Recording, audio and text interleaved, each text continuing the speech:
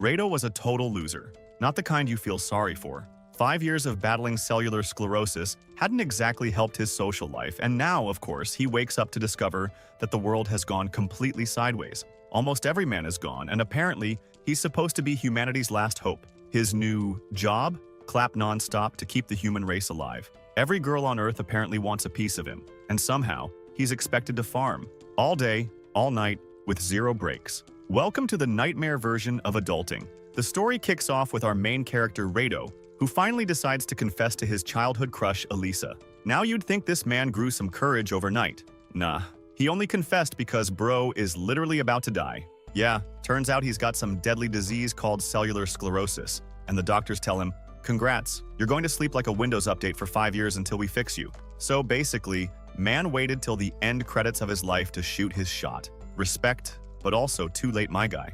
Elisa is heartbroken knowing she won't be able to be with him for years, and the emotional weight of the situation hits both of them hard. Rado heads to the hospital, says goodbye to his little sister Mahiru and his older brother, and meets Elisa one last time. In a dramatic farewell, he gives her his necklace as a symbol of his feelings. He lies down in the cryo sleep pod, thinking about how everyone's life will change without him. Just before he goes under, he hears Elisa outside crying and shouting that she'll wait for him no matter how long it takes. Hearing that calms him, and he finally falls asleep. When Rado wakes up, he expects to see Elisa, but instead he sees a random hot girl named Mira, surrounded by nurses. Naturally confused, he starts asking questions, but Mira tells him to relax and takes him to a doctor. There, he learns that his illness has been completely cured. He basically slept for 5 years and came back healthy, as if nothing happened to him. On the way out, Mira begins explaining what happened during those 5 years. Rado quickly senses something is off, and then she drops the truth. While he was asleep,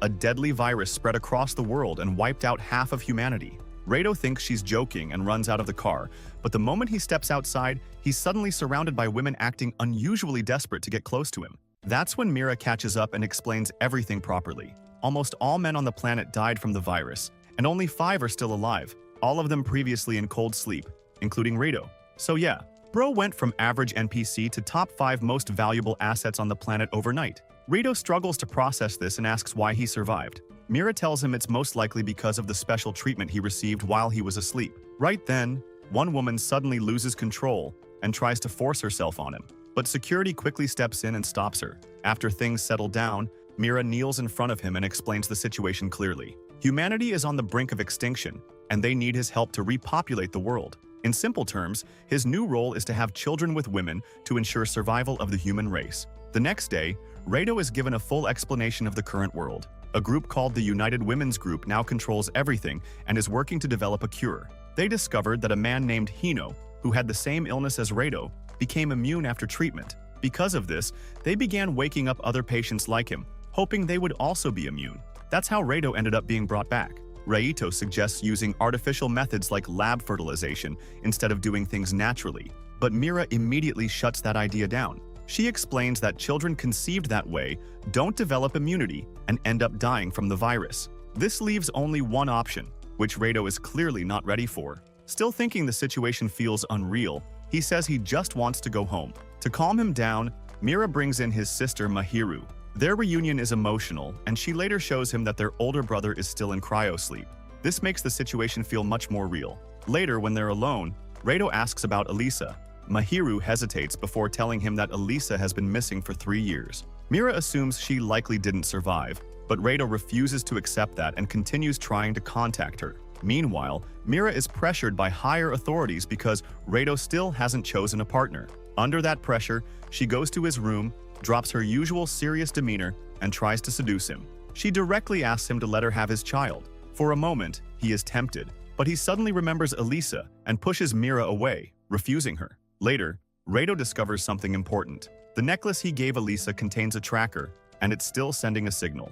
This means there's a strong possibility that she's still alive. The next day, Mira brings him to a room filled with women ready to be chosen, and what does our MC do? He freezes. Completely. Bro got access to the rarest opportunity on Earth, and still doesn't know what to do.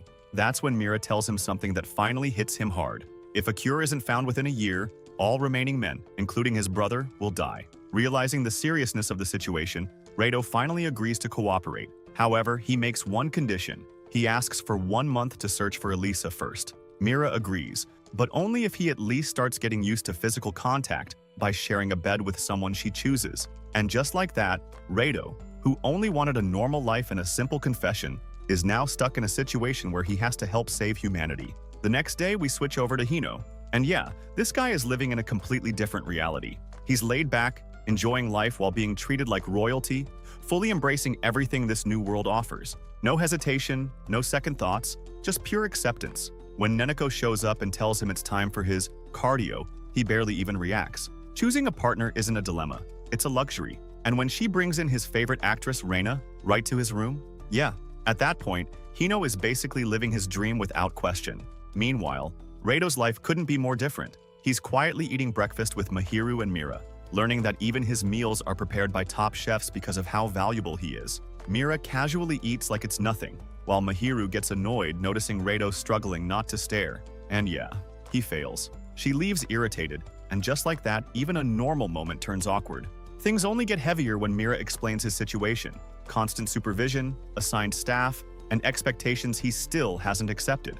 Rado just stands there, trying to process how his life turned into something he never asked for. Later, he runs into Hino, who treats everything like a blessing. To him, they've hit the jackpot. But when Rado shows hesitation, Hino immediately realizes they're not the same. One adapted instantly, the other is still resisting. Trying to clear his head, Rado heads to the shower, but even that doesn't go normally. A sudden blackout, an unexpected presence, and a situation that completely overwhelms him. By the time he wakes up, things are even more confusing and it finally clicks. This is all a test. His control, his mindset, everything is being watched. So instead of giving in, he stays awake the entire night, holding on to his own sense of self. The next day, he shifts focus. Instead of playing along, he decides to search for answers about Elisa. With Sui and Akane, he heads to her old workplace. Still holding on to the one clue he has, her tracker is active. That alone keeps his hope alive. But out of nowhere, things turn dangerous. An alarm blares, and a massive creature charges at them. Rado reacts instantly, stepping in to protect Sui. But before things go wrong, she moves. In one clean motion, she takes it down. That's when it hits him. She's far more than just a nurse. When they finally reach Elisa's lab, it's destroyed. Research gone. Answers stolen. Standing there, Rado finds an old photo and memories come rushing back. Her dream, his promise, everything they once believed in.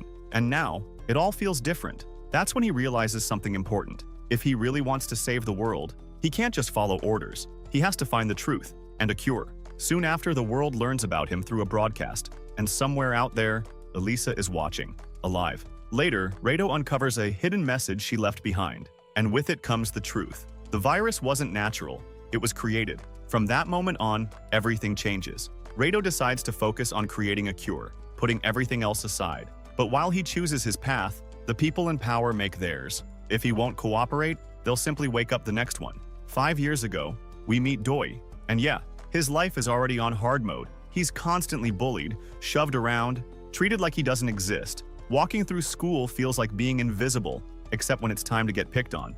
And the one person he thought was his friend, yeah, acts like he's never seen him before. That part hits the hardest, especially when we see the past. Doi actually tried to help him once during a bullying incident, only for the spotlight to flip onto him. Just like that, he became the new target. Things don't get better. During piano practice, Yuzu notices something's off. His hands are shaky, his focus gone. When he finally admits he's struggling, she tries to comfort him, but then realizes he's burning with fever and sends him home immediately. On the way back, Doi stops at a hospital, and that's where everything collapses. He's diagnosed with cellular sclerosis. No cure, no treatment, just one option: cold sleep. The next day, he's given a chance to say goodbye at school, and no one even listens. People walk out mid-speech. Yeah, not a single person cares. Yuzu apologizes, clearly ashamed, but Doi doesn't blame her. He just thanks her and leaves quietly. Outside, it somehow gets worse. His bully humiliates him again and straight up tells him to disappear. That night, lying in bed, Doi realizes something scary. He doesn't hate the idea of disappearing anymore. When the day comes, no one shows up. No friends, no family, just silence. Sitting there alone, he makes one small wish, that when he wakes up, the world won't be like this. 5 years later, he opens his eyes. Instead of silence, he's hit with pure energy. Karen, loud and cheerful, instantly takes over as his attendant. She brings him back to his old school, now turned into a controlled environment. And as Doi explains his past, something feels different. This time, he's not invisible. Karen explains most men are gone, many still in cold sleep, including his father. But when he asks about his family overseas, she shuts it down. No contact, no leaving. Everything is controlled. Then she takes him into a classroom full of girls and asks him to introduce himself. Same situation as before, but now everyone's watching. And weirdly, part of him feels relieved. No bullies, no fear. Soon after, he reunites with Yuzu, and the moment she sees him, she hugs him tightly, genuinely happy he's alive. That connection hasn't changed, but everything else has. Karen makes it clear, this new world, he needs to adapt to it. That night, when Doi visits Yuzu, things feel different, closer, more personal. He's confused, overwhelmed, but when she asks if he doesn't like her anymore, he answers honestly, and that moment shifts everything between them. The next day, reality starts catching up again. Girls begin competing for his attention, conversations turn awkward, and during sports, chaos hits when he gets smacked in the face by a volleyball. The girl responsible panics, offering anything to make up for it, and that's when it clicks. This new life? Yeah, it's not peaceful either. Meanwhile, Karen reports everything. This entire setup was intentional. Doa used to have no confidence, no presence, nothing. So this environment is designed to rebuild him completely. And judging by how things are going, it's already working. Sunday morning starts off way too perfect for Doi. He wakes up to Yuzu kissing him, and the second he realizes she's casually wearing his shirt, his brain just shuts down. She walks off to make coffee like this is a normal routine, while he's still standing there trying to process what just happened. The moment he sees her again, he folds instantly and hugs her from behind. Yeah, at this point, bro is completely gone. But the next day, reality drags him right back. Karen forces him into swimming class, ignoring every complaint and calling it for his health, even though she clearly knows he's already been busy enough. Doi tries to thank her, but the moment warm-ups start, his confidence disappears. He looks around, and it's just girls everywhere. And yeah, they're all staring at him. During the race, he somehow finishes first, looking just as surprised as everyone else. But his focus shifts to Akira and Shanka, battling it out, with Akira barely taking the win. Right after, Chifuyu starts talking big, only for chaos to immediately follow. Akira snaps and throws her into the pool, forgetting she can't swim. Luckily, a lifeguard saves her before things get worse. Then comes the final twist. Natsu actually had the fastest time. She smiles at Doi, and Akira definitely notices. That night, Yuzu cancels on him, and just as he's about to sleep, Natsu shows up. Karen casually explains her AC is broken, so she'll be staying with him. Yeah, not suspicious at all. Turns out the swimming competition wasn't just for fun. It was a selection. Weekly winners get to stay with Doi.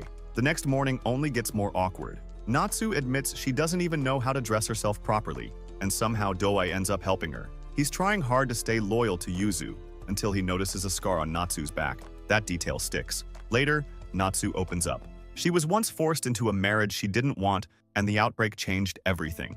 To her, it led her to Doi. She confesses, and this time, he doesn't hold back. But when he tells Yuzu the truth, her calm reaction cracks for just a second before she walks away. That moment hits different. Finally, Doi confronts Karen, calling out the entire setup as an experiment. She admits he's mostly right, but the girls? They chose this. Every single one of them. And when they openly ask him to choose, yeah, Doi realizes this isn't just his life anymore, it's the future of humanity. Meanwhile, the United Women's Group reviews everything. They're satisfied. The school setup is working perfectly, but there's still one problem, Rado. Since he still refuses to cooperate, they decide to remove Mira from her position as his attendant and move forward with a new plan. Rado is back at it in the lab, furiously trying to whip up a vaccine, only to realize that literally none of his experiments are working. Frustrated, he steps out, only to collide with a wild-looking redhead who's too busy scribbling in her notes to notice him. She spots he's a man, panics like she's just seen a ghost, and bolts in sheer embarrassment. From the shadows, an unknown woman quietly observes the whole scene, clearly amused. Before Rado can recover, a few girls approach him, asking for his autograph. And just when he's about to react, the mystery woman swoops in, calls him disgusting, and accuses him of chasing every girl in the facility. Rado's brain does a double flip, but reality smacks him back when Mira contacts him.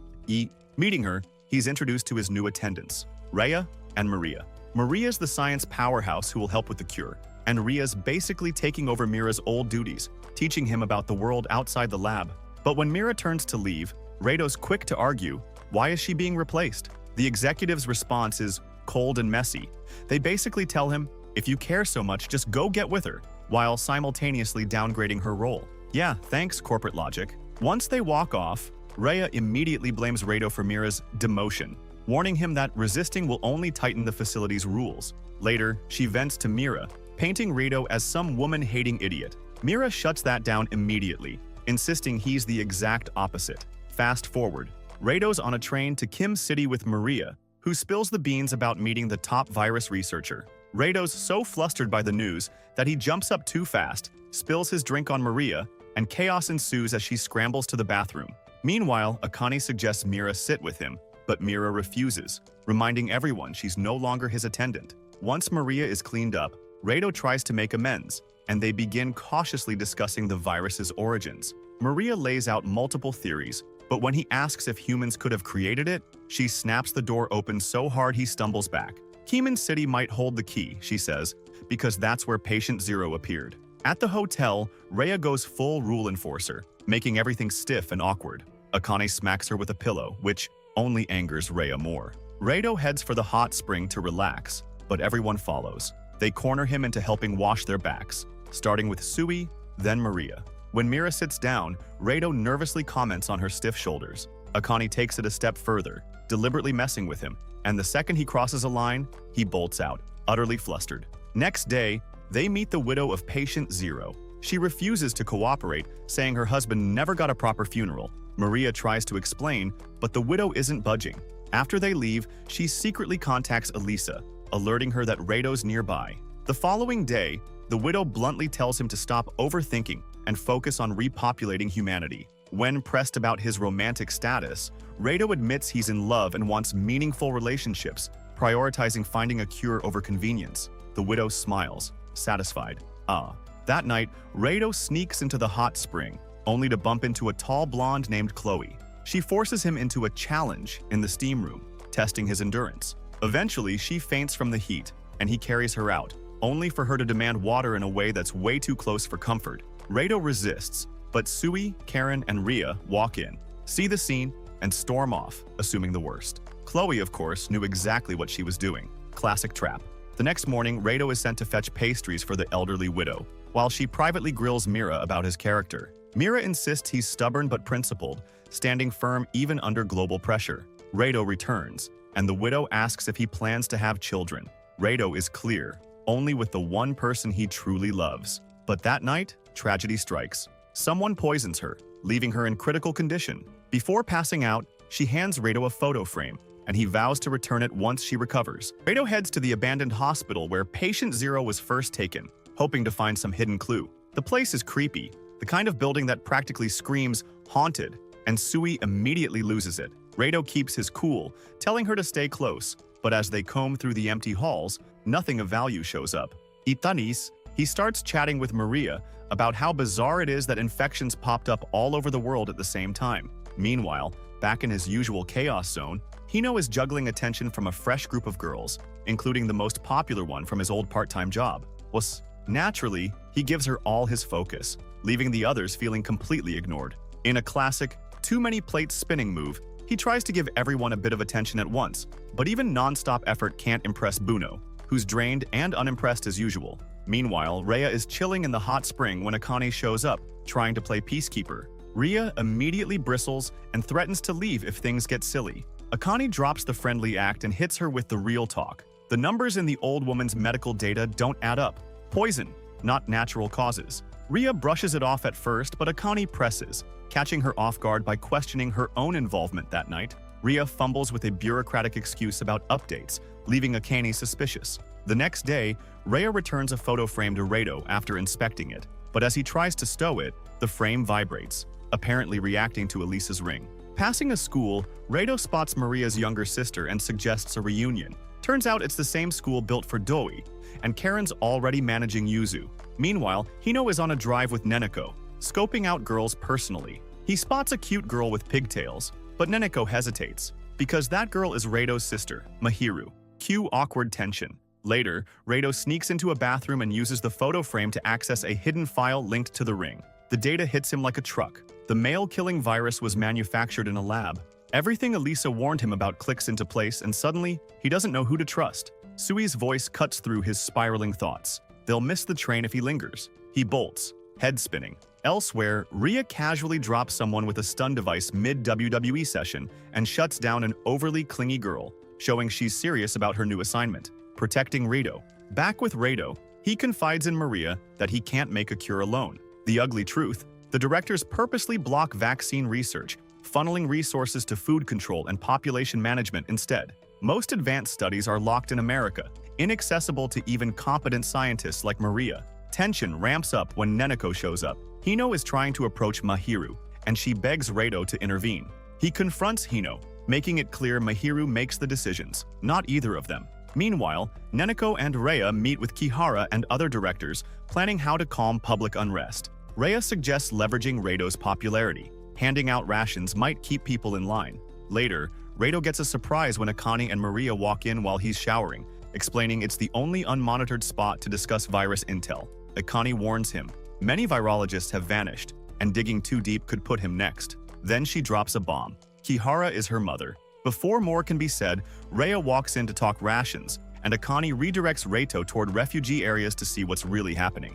Elsewhere, Rhea tries to confess to Mira, but Mira shuts her down, walking away. The next day, Reito meets Akira in a hidden base, who warns him not to trust the directors, or even Rhea. Later, distributing rations, Reito's popularity draws crowds, but some women aren't fooled, calling it a staged PR stunt. Meanwhile, a sniper targets him, but Rhea's sister neutralizes the threat instantly, and Neneko has extra eyes on the perimeter. Rhea's dedication? She doesn't want Mira to get hurt. Reito attempts a meeting between Hino and Mahiru, but Mahiru shuts it down without hesitation, leaving Hino embarrassed and frustrated. Later, at a hidden base near the refugee district, Maria hacks into a secret data network, revealing that several of her fellow scientists have vanished. The hospital listed for their treatment doesn't exist, they've simply disappeared. Reito begins piecing together the terrifying possibility. This might be the exact place where the virus was truly developed. That night, Doi lies awake next to Natsu, staring at the ceiling and realizing just how much this school seems built around him, because apparently, he's the main attraction in everyone's life now. Natsu tries to comfort him, reminding him it's her last night in his room, but Doi gently pulls away. He admits he's not in the right headspace, which, yeah, we all see that. He sneaks out for some air, only for Karen to block him immediately, reminding him he's basically grounded until graduation. When he asks if he's stuck here forever, Karen drags him back inside like a bossy hall monitor who's taken her role way too seriously. The next day, Karen announces a drawing to randomly pair the girls with Doi. As names are drawn, Doi's discomfort skyrockets. He's officially being treated like a prize, not a person. Yanagi wins first, and just her presence sends him into panic mode, because she's, let's just say, triggering. Later, she corners him, and Doi panics hard, sprinting straight into the teacher's office, his classic escape spot from days past. That's when Shunka shows up, casually sitting down and offering to listen. She notices the marks on his arms and quietly asks what happened. Doi opens up about his past bullying, eyes welling up, and Shunka responds with a quiet show of solidarity, revealing she went through the same thing. Their shared silence turns into an unexpectedly comforting moment, capped off with a soft, brief kiss. Nothing scandalous, just emotional fuel for Doi's overwhelmed brain. Overwhelmed doesn't even begin to cover it. He steps outside and runs into Akira, who apologizes for a volleyball incident from before. Doi jokes about his head still hurting, sending Akira into full panic mode, offering help in ways he isn't ready to handle. Naturally, he bolts. The next day, he crosses paths with Akira again, apologizing, only to be roped into organizing workout equipment with her. Things take a sharp turn when Akira unloads her pent-up emotions, leaving Doi frozen and unsure how to respond. Meanwhile, Natsu overhears from outside and quietly steps away. Doi is officially trapped in the emotional Hunger Games of this school. That night, he asks Karen to move Yanagi so he can finally get some sleep without interruptions. The following morning, Karen ups the ante. Doi will be paired with a different girl every day, and he's expected to give his assigned partner a reward. Yanagi goes first, Doi panics, trips into a desk, and ends up hurting his hand. Karen swoops in, nursing him back to health like she's running a high-stakes daycare. She locks Natsu, Shunka, and Akira in with him, fussing nonstop while watching from the security feed. She then turns to Shion, Doi's old classmate, teasing that it's time for the next phase of the plan. Later, in science class, Chifuyu tries to sneak him something she made, hoping to win his attention. Doi catches it instantly and casually roasts her, laughing at the attempt. She switches tactics, asking about his hand, but Doi, clearly tired of the chaos, jokes that he knows what people usually like about him, and makes it painfully clear she's not his type. Chifuyu storms out, frustrated but determined. Then Karen drops the ultimate bombshell. Yuzu has been transferred to another school. Doi loses it, cornering Karen and demanding she bring Yuzu back. Karen caves, promising to handle it the next morning, but Doi knows deep down she's probably gone for good, and that realization hits him like a brick. The next day, he goes through the motions with his new partner, acting indifferent. That night, he admits to himself that the school has completely warped his mental state, and just when things can't get more complicated, a new transfer student walks into class, Shion. The moment Doi sees her, his chest tightens, because suddenly he's not the only one who's feeling the pressure anymore. Doi instantly recognizes Shion, the popular girl from his past who once ignored him when he was at his lowest. Memories hit hard. He remembers being beaten on the school rooftop, while Shion and her friends laughed nearby, barely noticing him. That flashback stings worse than anything that's happened so far. Back in the present, Doi finds himself on that same rooftop. Shion tries to act casual and start a conversation, but Doi doesn't respond. He has nothing to say to her anymore. She grabs his hand, pleading for help, but he pulls away instantly, remembering how she left him to suffer before. Later, Shion attempts to get close to Natsu and Shunka, but both shut her down immediately. Akira bluntly explains the unspoken truth. Everyone here is both competition and temporary allies. Being new, Shion has no automatic support. Doi notices her sitting alone in class and asks Karen why she's even there, especially since she's older than the other students. Karen explains Shion once dreamed of being an idol, but her plans collapsed when the virus changed the world. She's barely holding herself together. Karen adds that if Doi offers her real support, the higher-ups might notice her and revive her career. Doi pushes back, insisting she's chasing opportunity, not him. But Karen warns that if Shion truly wants it, she'll prove it. Shion must attend classes like everyone else, and only by enduring the pressure will Doi intervene afterward. The next day, Shion follows through, taking the attention and scrutiny without complaint. By day's end, Doi acknowledges her effort and agrees to meet her on the rooftop. He tells her he'll help her become an idol, but only if she's honest about her intentions. Shion agrees without hesitation. Doi lays down a harsh condition. She must face discomfort and judgment, just as he once did, surrounded by people who won't step in. Shion hesitates but ultimately accepts, reminded of the dream she refuses to give up. That night, Karen advises Doi that moving forward requires letting go emotionally. No one will judge him, and the system will support whatever he demands. Doi then requests someone specific from his past, Erika, the former girlfriend of his bully, and part of his suffering. When Erika arrives, anger flares, but Karen shuts it down immediately. Alone with Erika, Doi refuses to give her anything she wants. Instead, he forces her to confront the harm she caused, making her acknowledge it while he finally laughs, not cruelly, but because for the first time he isn't powerless anymore. Meanwhile, Director Kihara congratulates Karen on reshaping a once naive boy into someone entirely different. When Karen asks about Yuzu, Kihara reveals she's safe, expecting a child, and doing well. Karen suggests local research facilities to handle similar cases more efficiently, but Kihara shuts it down, citing the risk of United Women inspectors discovering active men besides Rito. Karen subtly hints that internal leaks may exist, referencing Director Hope's past ties to headquarters. The next day, Karen pushes the girls to be more aggressive with Dewey. When a new partner is assigned, she overwhelms him with attention. During swim class, Natsu tries to stand out, while others, including newcomer Koyu, race in the pool. Amid the chaos, Natsu and Akira pull Doi aside, but instead of excitement, irritation sets in. The girls joke that they deserve consequences, and in that moment, Doi realizes resisting the system is pointless. From then on, he stops pushing back, allowing the environment to shape him. Over time, Doi begins acting without restraint, choosing girls openly and without hesitation. One day, he brings a classmate to his room, where Erika is restrained nearby. He confronts her about her past, asking what became of the man she once chose over him. Erika lashes out, accusing him of holding on to old resentment, but Doi reminds her that while years passed for her, he lost that time in cold sleep. The argument leaves her shaken and silent. Later, he checks on Erika, administering her medication and ensuring she stabilizes. Meanwhile, Rado and his team travel by train toward the secret hospital they uncovered, hoping it will finally reveal the truth behind the virus. So while Doi is out here living his best chaotic school life, the world is quietly closing in on everyone. A peacekeeping agent is already on a plane to Japan, tipped off by Chloe that the Japan branch might be hiding multiple surviving men. The officials hear about it and immediately start sweating. Because here's the thing, nobody sends an agent from world headquarters over something small. Back at school, Doi does what Doi does, gets paired with a new girl named Hikaru, greets her with full confidence and immediately asks her to come see him later. She politely shuts him down, says she's not feeling well. Doi, slightly humbled, just slightly. But here's the twist. Hikaru isn't just some random girl. That same evening, she's outside playing with a cat when Elisa calls her and apologizes for involving her. Turns out Hikaru was placed at the school undercover, on purpose, as part of a bigger plan. The cat was innocent though, completely unrelated to the conspiracy. Meanwhile, Doi's night goes exactly how you'd expect. Natsu drags him to the girls' bath where Shunka and Akira are already there, teasing him for leaving them out earlier. Then Yanagi storms in, furious she got skipped again, and unlike before, Doi doesn't hesitate for even a second. He just pulls her in. The old Doi would have panicked. This Doi doesn't even blink.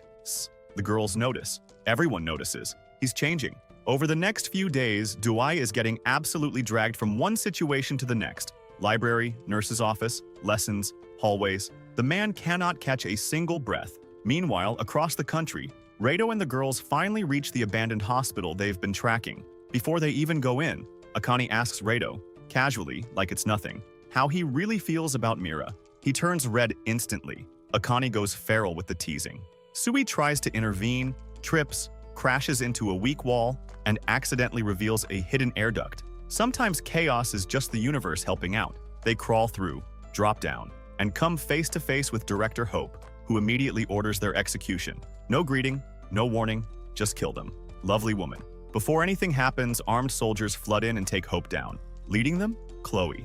Except now she's not just Chloe. She's Agent Mansfield from World Headquarters. She tells Rito she's been watching him since his public reveal, and that his moves led her straight to this secret facility. Then an explosion rocks the building. Mansfield orders everyone out now. They barely make it to the helicopter before the whole place goes up in flames. Rito escapes, but he's frustrated. He was this close to the truth about the virus, and now it's rubble.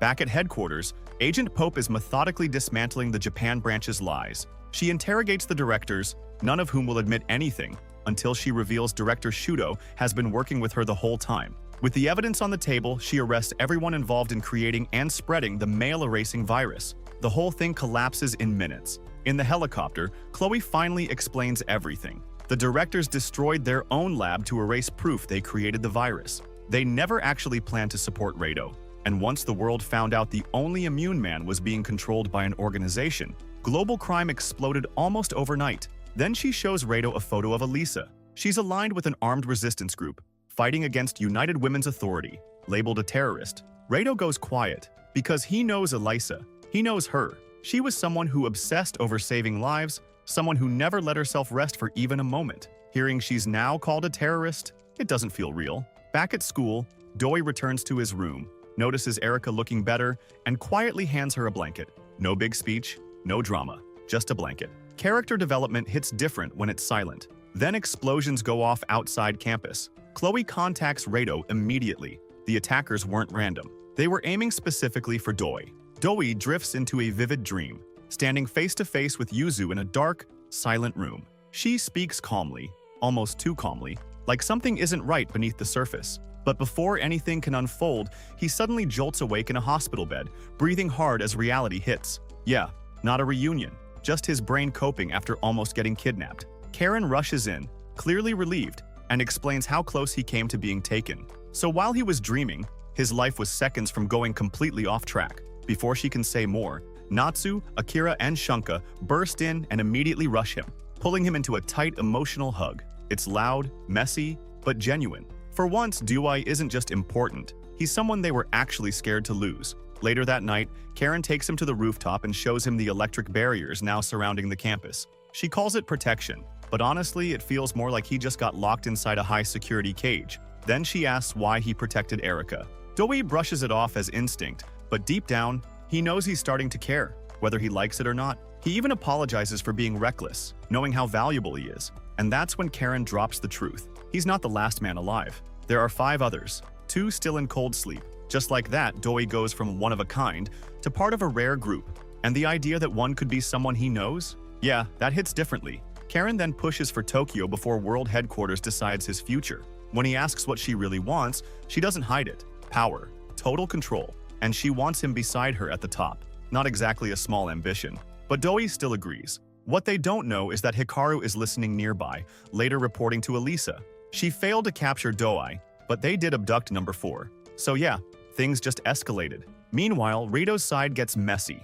Chloe reveals Elisa is leading the resistance, and suddenly nothing makes sense anymore. Add in Hino being locked down and Akane doubting her mother's involvement in the virus. And yeah, trust is basically gone. Then Elisa appears in a global broadcast, introducing Zen and claiming the virus was man-made, accusing United Women of hiding everything. At this point, it's not exposure, it's war. Rito storms to Chloe for answers, but once again, he backs out before hearing the full truth. Honestly, bro keeps doing that. Finally, as he prepares to leave with Akane, they return to his room and freeze. Karen is already there, alongside a completely different-looking man. That man? Doi. New face. Same person. And now, for the first time, he's standing right in front of Rito. Rito looks at Doi, still trying to process everything, and asks where he's been this whole time. Doi casually explains he was in Kim City until a terrorist attack forced him out. Like that's just a normal life update now. Karen then shifts the conversation, asking Rito what he really thinks about Chloe. Rito admits he doesn't fully trust her, despite her saving him. Something feels off, like everyone is hiding pieces of the truth and expecting him not to notice. The mood lightens briefly when Maria reunites with her younger sister, Chifuyu. The two rush together instantly while the others watch, relieved to see at least one genuine moment of happiness. But even that doesn't stay simple for long. Natsu explains how everything changed after their school was attacked, especially once they realized Doi wasn't the only man. That revelation didn't just shock them, it flipped their entire understanding of the world. And then Chifuyu, with zero hesitation, asks Maria about being Rito's attendant, catching her so off guard she nearly drops her drink. Yeah, no filter at all. Elsewhere, Doi quietly compares Rito to Hino, noting how calm and composed he seems, then immediately asks about Yuzu. Karen tells him she's been moved somewhere secure, completely off the grid, even from United Women. That doesn't help. If anything, it makes it worse. After she leaves, Doi can't shake the feeling that something's wrong. At the same time, Rito pulls Mira aside and turns on the shower to block surveillance, because privacy doesn't exist anymore unless you create it. He admits everything feels overwhelming and asks her to escape with him. Mira pushes back, questioning why he trusts her so easily. His answer is simple. She's been there since the beginning. That hits her hard, but she still refuses, breaking down as she admits her entire life was built around serving him. The moment turns emotional until guards suddenly burst in.